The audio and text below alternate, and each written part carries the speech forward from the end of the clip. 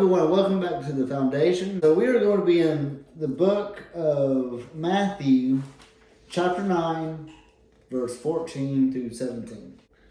Then the disciples of Jesus came to him, saying, what's that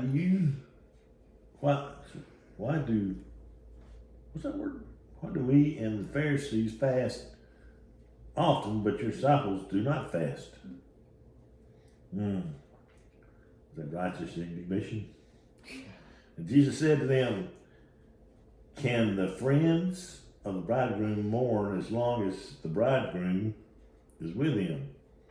But the days will come when the bridegroom will be taken away from them, and then they will fast.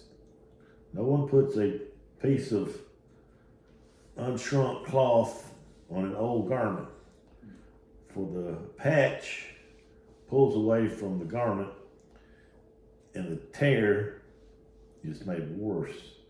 Nor do they pull new wine into old wineskins, or else the wineskins break. The wine is spilled and the wineskins are ruined. But they put new wine into new wineskins, and both are preserved. So, and he'll go on to say later on in the Gospels that not if you fast and pray, it's when you fast and pray. Then the Lord will open up the heavens and he'll... So what are some examples of fasting? You don't have to fast from food. You can fast from TV, from video games if you play video games. I think what you have to do is take what you do consistently and use that. That's why you see the Bible uses food. Right. Because they didn't have TVs, they didn't have gyms, they didn't drink coffee. It's something they did consistently was eat. Right, exactly. So if you're consistently watching TV, I mean, it's like you're eating food, then yeah, you need to fast from that. It's basically, I know me and Margaret's done a Daniel plan. Oh, yeah. It's not exactly fasting, but it's almost like fasting.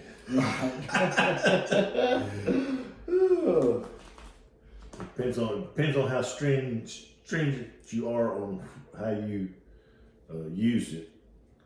The first time we used it, all we could eat was organic food. You're talking about staying hungry. Yeah. Because, I mean, you ain't eating but maybe 1,000 calories a day. And man needs twice that amount. And it's organic. It ain't got no preservatives in it. It's like going back to the farm. Yeah. Well, this is good for you. Yeah. Right? And then next time they kind of backed off and said there's certain foods you can't eat. Yeah. But you can eat this. Get your protein. Go ahead and eat meat. Right. Like certain vegetables or maybe a meat. That one was up to the individual. Right. True. So, but that's probably one thing that you don't see churches instill into anybody is fasting and praying. I guess they feel like it's a individual thing. Right. But when we did the Daniel plan, it was trying to get the whole church involved. And that's what needs to be done, is get the whole church involved in fasting and praying. Not right. just a few individuals in the church. So yeah, I agree. We slack in that. Yeah, I think we all do. Mark chapter 2, verse 18. Once John's disciples and his Pharisees were fasting, some people came to Jesus and asked him, "Why don't your disciples fast like John's disciples and Pharisees do. Jesus replied, "Do the wedding guests fast while celebrating the groom? Well, of course not." You have anything to add there? Yeah, well, Jesus, he's the bridegroom. Yep. And I don't think he fasted. He prayed, but I don't think he fasted. And that's probably why the disciples didn't fast, because Jesus didn't fast. Yeah, he did. He fasted in the wilderness. That was it. That was before. That's right after his ministry started. After that, he you don't ever read about him doing it again. And he had no disciples then either. Right, true. So let's see. They cannot fast while the groom is with them, but someday the groom will be taken away from them, and they will fast. Besides, who would patch old clothing with new cloth? For the new patch should shrink and rip away from the old cloth, leaving an even bigger tear than before. And no one puts new wine into wineskins, for the wine would burst the wineskins, and the wineskins would both be lost. The new wine calls for new wineskins. We are the bride of Christ, right? There's a couple things here that we need to kind of point out and mention. But someday the groom will be taken away from them, and then they will fast. If you notice that there'll be no fasting in eternity.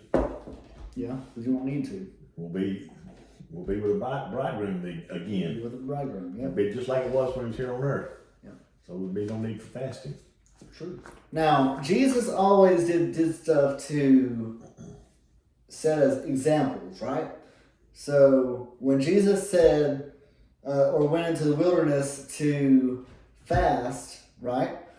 He did that for an example for us when he got baptized. You don't have to be baptized to be saved. If you want to, though. Exactly. But all it is it's a symbolism, right? Yep. The water's the grave. Yep.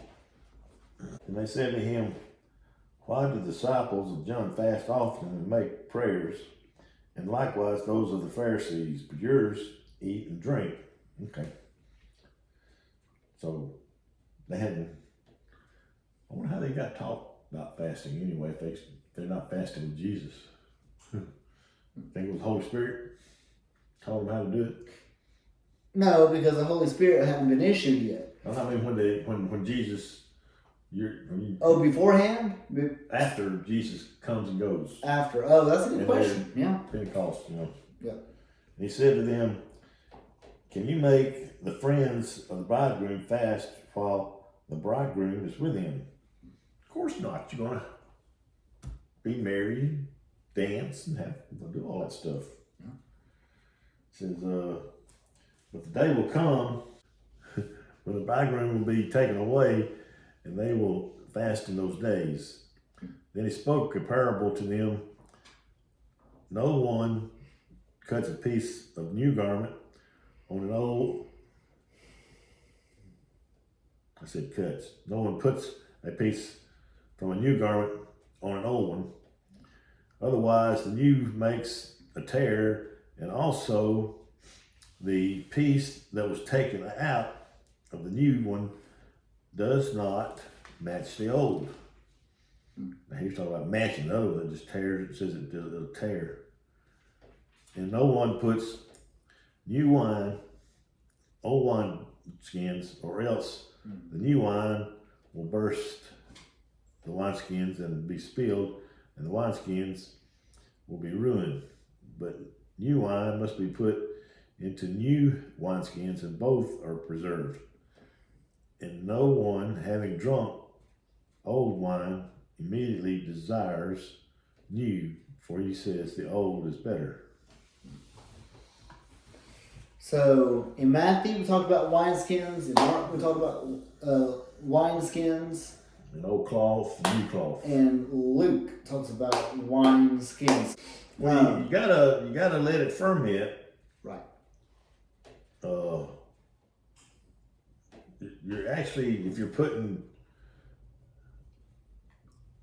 I don't know when they ferment it. I don't know if they just put it in the wineskin and let it sit for a few years, or are they just.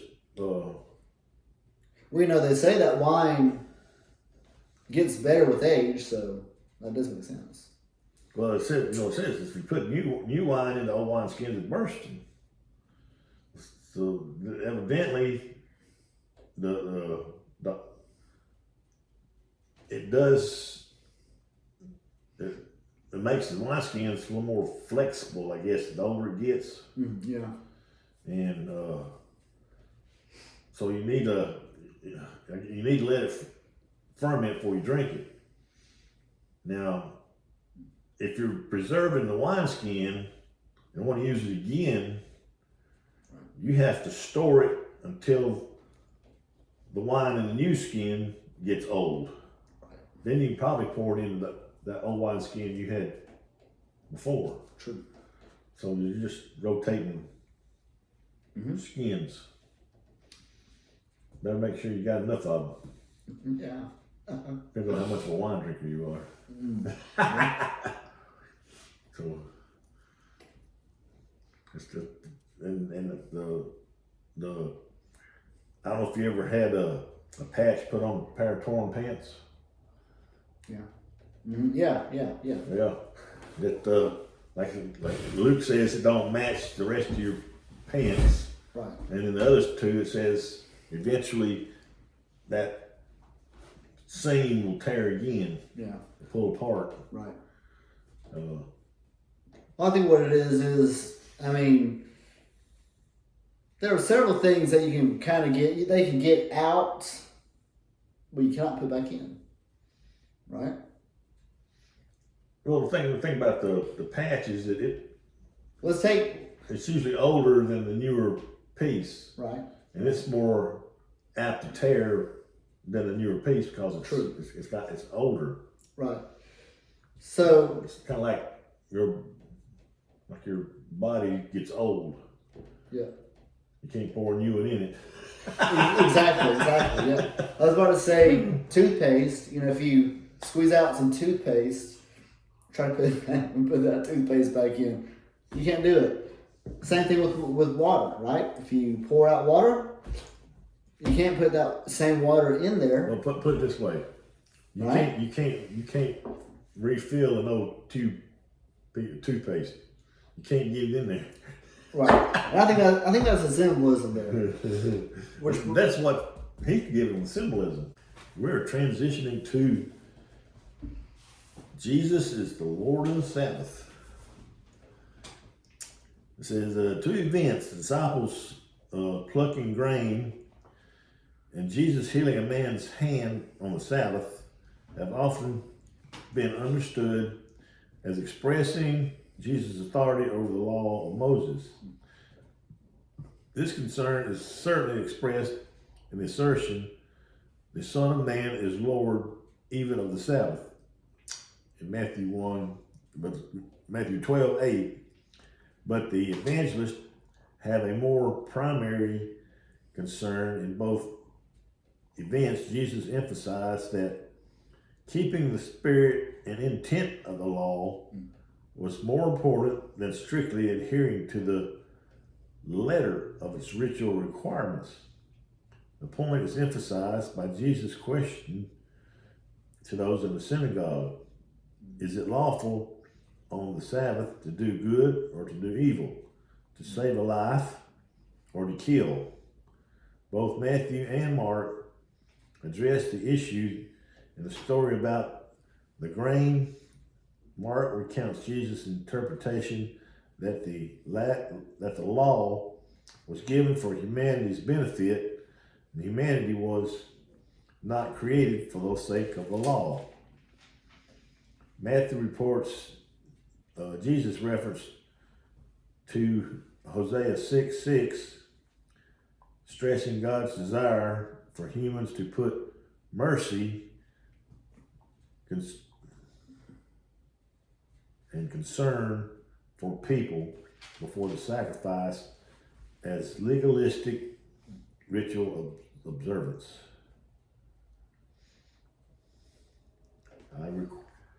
I require mercy and not burnt offerings, sacrifice of burnt offerings. That's what he's going after.